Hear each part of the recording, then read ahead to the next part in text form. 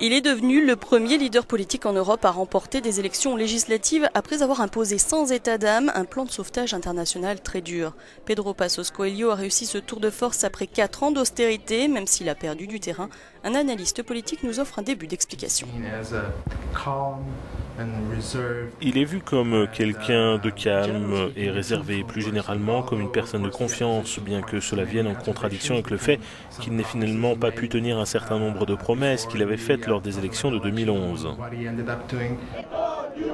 Son rival socialiste Antonio Costa, parti favori dans les sondages, n'est pas parvenu à lui damer le pion. Même si le camp de la gauche dans son ensemble est finalement majoritaire au Parlement, les électeurs ont refusé de donner un blanc-seing à Costa. L'héritage socratèche est encore trop présent.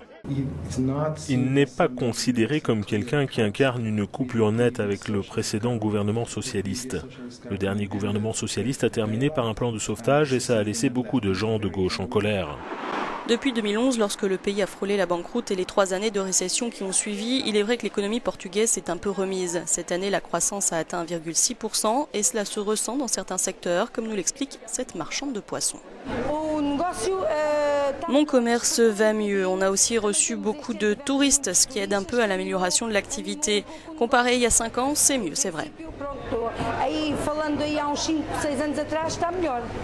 Pour autant, on ne peut pas dire que c'est une victoire pour la coalition de droite sortante. Coelho et Portas ont perdu 600 000 voix comparé au résultat de 2011 et l'abstention a battu des records cette année avec plus de 43% d'électeurs qui ont préféré rester chez eux, résignés après des années d'austérité et ce timide redémarrage, déçus parfois, dans l'attente peut-être.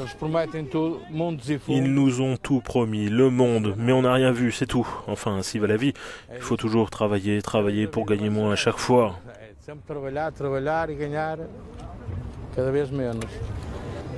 Le chômage a baissé, pourtant il est passé de 18% à 12,4%, mais il reste très élevé chez les jeunes où il frôle les 30%, y compris chez les diplômés. Je pense que je dois aller à l'étranger pour avoir un meilleur job. J'ai ça en tête depuis que je suis rentré à l'université.